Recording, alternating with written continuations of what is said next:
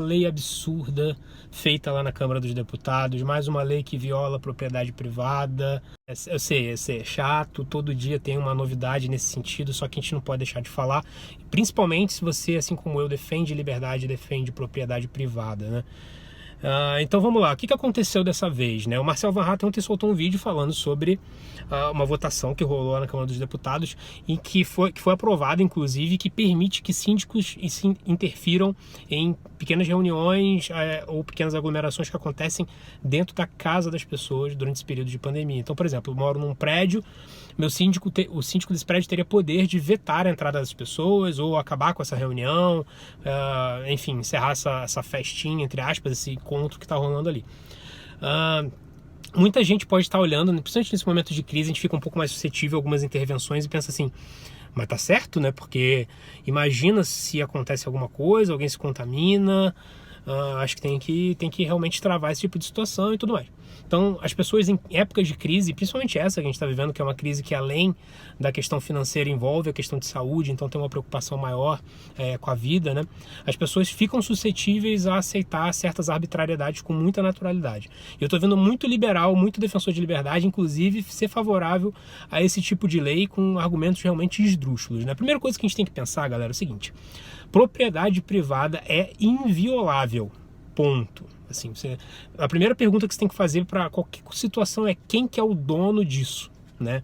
Quem que é o real proprietário, o legítimo proprietário para tomar uma decisão sobre o que vai acontecer aqui, né? Então, vamos lá, o que é a propriedade privada? A propriedade privada é uma ferramenta de solução de conflitos.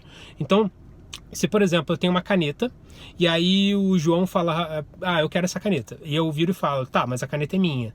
Então você tem que ir algumas soluções. Ou ele vai cometer um crime te roubando a caneta, ou ele vai te comprar a caneta, ou ele vai tentar te convencer da melhor maneira que essa caneta tem que passar a ser dele.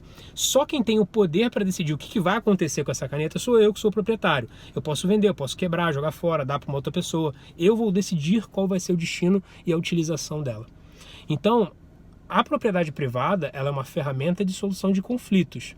Se você interfere nisso, você está interferindo numa ferramenta de solução de conflitos. Ou seja, você está gerando um conflito em cima de algo que não deveria existir. Você não pode gerar um conflito em cima de uma ferramenta de solucionar conflitos. Você cria uma instabilidade e você cria um problema ético diante da situação. Então, galera, interferência em propriedade privada é algo que não deve existir e as pessoas têm que começar a olhar mais dessa forma, entender em primeiro lugar o que é propriedade privada, que muita gente às vezes não consegue entender isso em primeiro lugar. Então, essa lei, o que ela diz? Ela diz o seguinte: olha, a casa é sua, eu sei que você dita as regras e recebe quem você quiser ir, só que, né, eu agora tenho poder sobre sua propriedade, eu posso decidir o que vai acontecer aí. Olha o perigo e a insegurança que você causa diante de uma situação como essa. Dependendo do condomínio que você mora, e se você não se dá bem com a sua síndica, você está ferrado, né? Então, assim, a gente começa a abrir um monte de precedente, aceitar um monte de coisa que em outras situações a gente não aceitaria, porque a gente está em período de crise.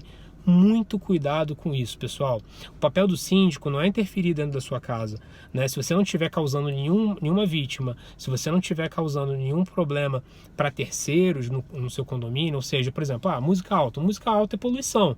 Você está incomodando outras pessoas através de poluição sonora. É um problema que você está causando para o vizinho. O síndico tem direito de intervir nesse tipo de situação. Ele pode pedir para você baixar.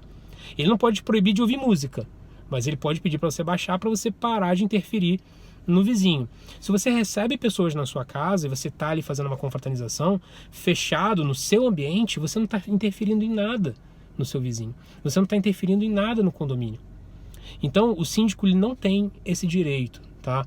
O problema é, essas coisas começam a acontecer, essas arbitrariedades começam a se tornar naturais, daqui a pouco está todo mundo mandando na nossa vida e a gente não sabe por que a gente perde a nossa liberdade. E quando a gente olhar para trás, a gente fala assim, cara, mas em que momento que a gente foi deixar isso acontecer? Agora a gente está deixando. Então, nós, como defensores da liberdade, liberais, a galera mais libertária também, inclusive os conservadores, a gente tem que ser mais cético em relação ao papel do governo e entender que a nossa liberdade, o nosso direito à propriedade privada, eles são invioláveis. E lembre-se, toda vez que a gente abre mão da nossa liberdade em troca de segurança estatal, a gente acaba ficando sem os dois.